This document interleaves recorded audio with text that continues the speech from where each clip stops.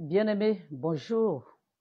Je suis le pasteur Pujol Catherine, assise encore ici, une fois de plus, et dans le cadre de nos vidéos quotidiennes. Voilà. Aujourd'hui, nous allons parler, bien-aimé, des pauvres dans l'Église. Et en fait, comment j'ai intitulé « Pourquoi tant de pauvres dans l'Église ?» Dans les églises même, parce que je parle des entités. Je ne parle pas de l'Église de façon générale. Pourquoi tant de pauvres dans les églises? Oui, bien-aimés, ce n'est pas normal qu'il y ait autant de pauvres dans l'église. Donc, bien sûr, ce n'est pas tout le monde qui va à l'église qui est pauvre. Mais, de façon générale, il y a beaucoup de pauvres dans les églises. Oui, je suis désolée de le dire, mais c'est un constat qui est vrai. Mais vous n'allez pas me contredire là-dessus.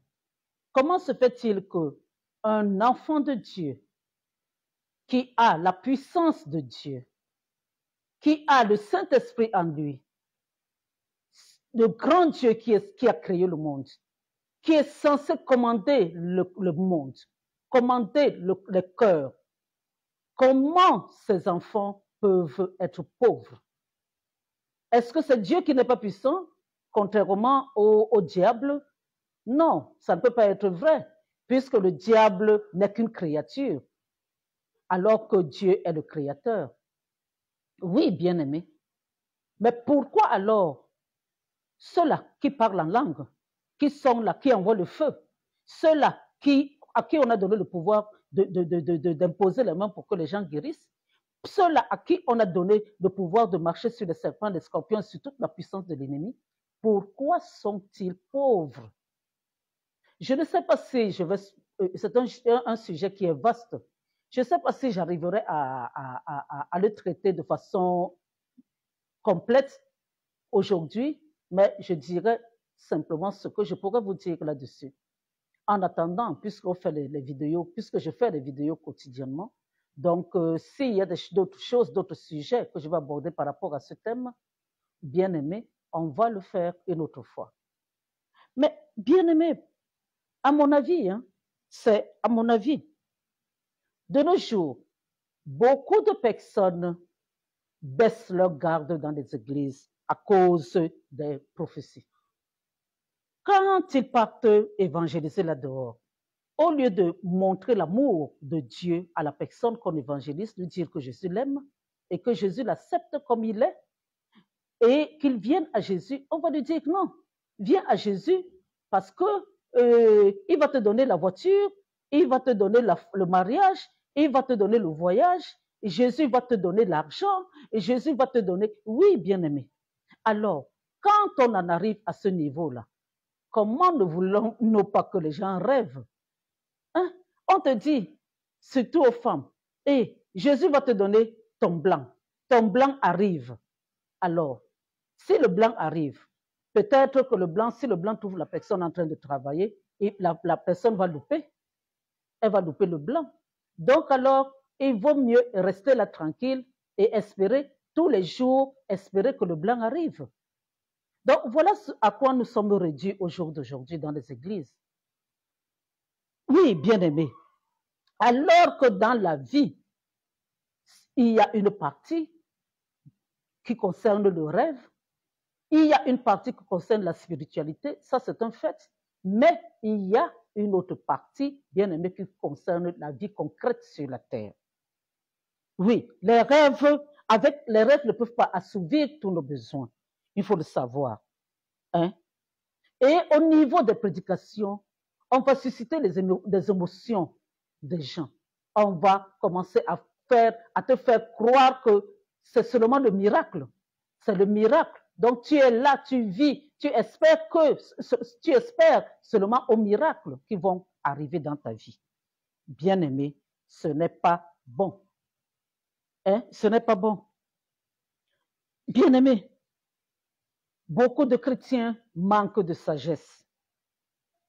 Manque de sagesse, pourquoi? et manque de sagesse parce que même ceux qui travaillent, bien-aimés, n'arrivent pas à s'adapter à la vie d'aujourd'hui.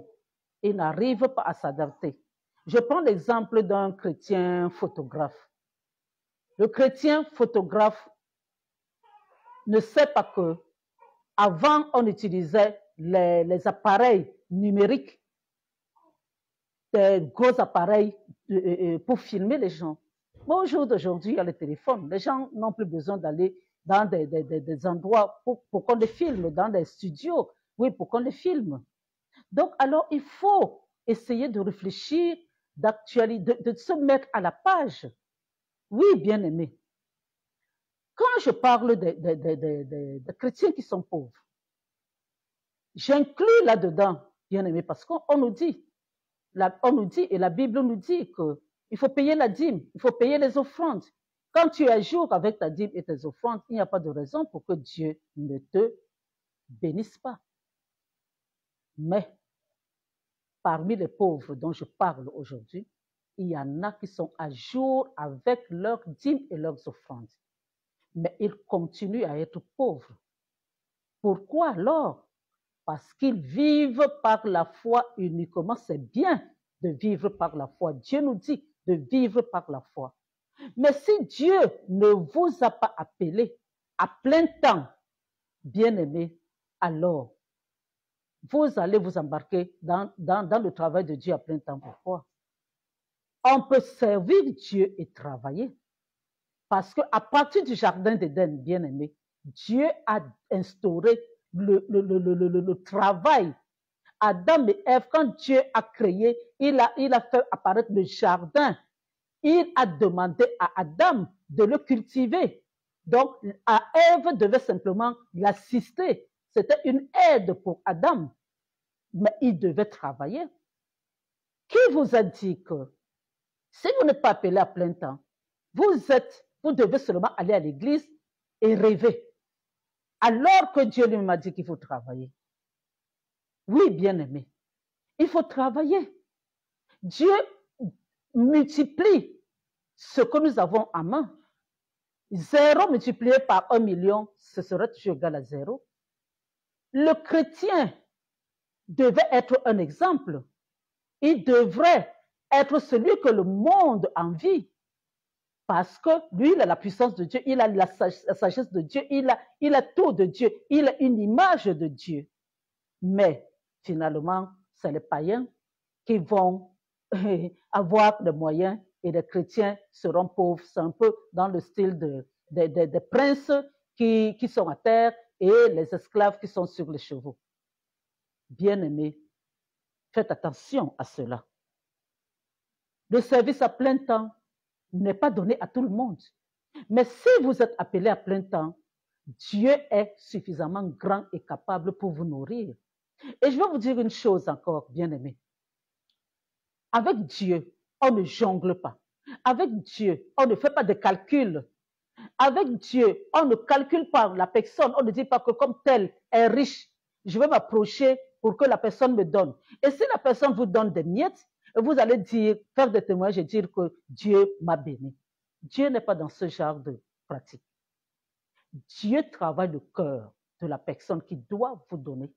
Et vous êtes là, vous n'avez même pas demandé, on vient, on vous donne. Ça, c'est comme ça que Dieu fonctionne. Dieu n'est pas là. Quand vous commencez à vous dire que qu'est-ce que je veux me raconter aujourd'hui et qu'est-ce que je peux lui dire pour qu'il me donne, et maintenant, si vous réussissez, là, vous dites que c'est Dieu qui a fait. Non, c'est vous-même. Et dans cette optique-là, bien aimé, vous n'irez pas loin. Vous n'irez pas loin parce que vous n'allez jamais laisser Dieu s'exprimer dans votre vie.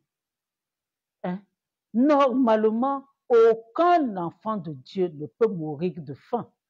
Et pourtant, il y en a qui font semblant de jeûner. Ce n'est pas parce qu'ils ont décidé, mais tout simplement parce qu'ils n'ont pas eu à manger. Est-ce que vous ne pensez pas qu'un enfant de Dieu qui vit dans la misère, je ne dis pas, Jésus a dit qu'il y aura toujours des pauvres autour de nous. Donc, Dieu peut demander à quelqu'un d'avoir un ministère dans la pauvreté. Jean-Baptiste n'était pas riche, il n'avait même pas de maison. Jean-Baptiste n'avait même pas de vêtements. C'est les vêtements de peau. Il n'avait pas de femme. Mais il a été le plus grand serviteur avant nous autres. Oui, bien-aimé, mais il faut savoir que ce n'est pas tout le monde qui a ce ministère-là. Dieu aimerait que nous soyons la lumière du monde, c'est-à-dire que les autres voient à travers nous. Et maintenant, c'est nous qui regardons à travers les païens, qui, eux, cherchent leurs moyens de vivre par le diable. Bien-aimé, ce n'est pas bon. Ce n'est pas bon. C'est Dieu qui nous aide. Mais les chrétiens aujourd'hui fonctionnent mal avec Dieu. Ils fonctionnent mal avec Dieu. Bien-aimé, il y a des domaines. Déjà, quand tu travailles, Dieu multiplie. Et il ne te limite pas. Parce que Dieu te donne le don. Et il nous donne le don. En naissant, nous avons des domaines dans lesquels nous pouvons exceller. Oui, bien-aimé. Certains sont à l'école forts en mathématiques, d'autres sont forts en français, mais rares sont ceux, mais il y en a qui sont forts en mathématiques et en français. Mais de façon générale, chacun a son domaine d'expertise. Oui, bien-aimé, il sait que si c'est les mathématiques, voilà le travail qu'il peut faire demain. Il peut faire un travail qui concerne les mathématiques. Hein? Moi, par exemple, je ne peux pas faire le travail, je ne peux pas être comptable. Parce que ça m'agace, les chiffres, être là à compter, les chiffres, à compter, ça m'agace. Mais si, normalement, si je décide maintenant que c'est le travail-là que je vais faire pour gagner ma vie, au bout d'un certain moment, ça ne va pas donner. Parce que ce n'est pas ça. Ça ce n'est pas quelque chose que Dieu m'a donné. Mais de dire alors, bien aimé, que avec toutes les capacités, tous les dons que Dieu nous a donnés, on n'arrive pas à découvrir le don, bien aimé, qui est le nôtre. Beaucoup vont se dire, non, il faut me donner un peu d'argent, je vais faire le commerce. Mais est-ce que tu peux faire le commerce? Est-ce que c'est Dieu qui t'a dit, toi-même, tu ne peux pas te rendre compte que ce n'est pas ton domaine, le commerce? Tu vas bouffer ton capital avec ton bénéfice en même temps et tu vas tomber. Il y a un don aussi. Il y a des gens qui sont doués pour le commerce. Il y a des gens qui vont se dire que non, parce que j'ai eu tel niveau, et donc alors, à partir du moment où j'ai eu tel niveau, je ne peux pas faire un travail de subalterne. Bien-aimé, Dieu nous demande d'être humble. C'est Dieu qui élève. Si la vie est dure, passe d'abord par cette étape-là. Avant que Dieu ne t'élève, Dieu va te positionner. Le moment venu, notre temps n'est pas seulement le temps de Dieu. Mais ne vous dites pas que, voilà, moi, comme j'ai eu le bac, et je ne peux pas, même être femme de ménage, je ne peux pas. Mais quand ça ne va pas, bien aimé, passe par là. Peut-être même que c'est par ce travail que Dieu va t'élever. Femme de ménage, on a connu des femmes de ménage qui sont allées en Europe parce que leur patron les a amenées à cause de leur attitude. Et ces femmes-là réussissent à pouvoir aux besoins de la famille aujourd'hui, alors que si elles avaient travaillé dans des bureaux, elles n'allaient pas pouvoir. Donc, alors, bien aimé, l'humilité. Dans l'église, il y a beaucoup de personnes qui sont orgueilleuses. Elles sont orgueilleuses, oui, bien aimées, orgueilleuses. Et elles ne veulent pas travailler. Elles passent leur temps à calculer. Oh, tel est venu avec une voiture dehors, donc alors il faut que je passe tout pour être son ami. Et auquel cas, voilà, la personne va me donner, je vais lui soumettre souvent des problèmes, la personne va m'aider. Oui, bien aimé, tu peux faire ce calcul, la personne t'aide un peu, mais ce ne sera jamais permanent. Ce ne sera jamais permanent. Aide. Ça dit, j'ai failli dire aide-toi, le ciel te donnera. Non, mais fais quelque chose de tes mains et Dieu va t'aider. Et Dieu va multiplier. Quand tu dois faire quelque chose, bien-aimé, voilà le secret que je vous donne. Ne vous levez pas seulement et vous faites. Présentez ça à Dieu. Même si vous dites que vous ne savez pas comment Dieu parle, parlez seul. Présentez ça à Dieu. Si c'est un concours, bien-aimé, prenez le dossier avant de le déposer. Présentez ça. Quand vous vous agenouillez, imaginez-vous sur le lit, posez les choses, le dossier là sur le lit, présentez à Dieu, demandez à Dieu d'intervenir dans ce que vous voulez faire. Dieu va intervenir. Si vous voulez faire un commerce, chaque fois que vous priez, demandez à Dieu d'abord de vous dire ce qu'il faut que vous fassiez. Et sinon, dites-lui que vous voulez faire ceci ou cela. Dieu, si tu es d'accord, aide que ça marche. Mais Dieu aime bien qu'on l'implique. Ce n'est pas quand ça a capoté que vous allez dire que, mais voilà, comment, pourtant je prie tous les jours. Mais comment est-ce que tu pries? Comment est-ce que tu pries? Un enfant de Dieu, de façon générale, comme on voit dans les églises, ne doit pas être pauvre. Oui, bien-aimé. Il y a aussi des semences qu'on sème sur la mauvaise terre, bien-aimé. C'est beau pour vous rendre compte que dans une église, vous donnez les dîmes, vous donnez les offrandes, Dieu ne répond pas. En dehors de votre caractère, demandez-vous si la terre sur laquelle vous semez est bonne. Parce que ça peut venir de vous, mais ça peut aussi venir de l'église. Oui, bien-aimé. Si vous donnez de l'argent à un escroc, comment voulez-vous que ça marche? Et maintenant, si vous n'êtes pas intègre vis-à-vis de Dieu, vous croyez qu'il a besoin de votre dîme ou de vos offrandes? Non, bien-aimé, vous allez les donner. Il a dit que quand on sème, on récolte. Mais le problème, c'est que ce ne sera jamais comme vous voulez. Donc, bien-aimé, il faut faire attention. Prenez tous ces paramètres en jeu. Ne vous asseyez pas seulement le dimanche pour qu'on voie que tous les dimanches, vous êtes là, vous êtes fidèle. Non. Travaillez et utilisez votre sagesse. Dieu dit que si ça vous manque, si vous manque la sagesse, demandez-lui, il va vous donner cadeau. La sagesse, l'intelligence et tout ça, il va vous donner. Et demandez à Dieu de vous donner la sagesse. Vous voulez faire quelque chose de votre vie. Qu'est-ce que vous pouvez faire? Dieu va vous aider. Dieu va vous aider. Et maintenant, si vous devez s'aimer, bien-aimé, demandez à Dieu. Si vous voulez faire des concours, demandez à Dieu de vous assister. Notre Dieu nous regarde. Il se croise les bras, il nous regarde. Quand on l'implique, il s'implique dans notre vie. Mais si on le met de côté, quand ça ne va pas là, on revient. De toute manière, il sera toujours là. Il va toujours nous regarder, mais il ne va pas agir. Pour que Dieu agisse dans nos vies, bien-aimés, il faut que nous l'impliquions d'abord nous-mêmes. C'est à nous, il nous a donné le libre arbitre pour que nous, de par notre propre volonté, nous décidions de l'inclure dans ce que nous allons faire dans notre vie. Donc, soyez intelligents. Analysez la parole.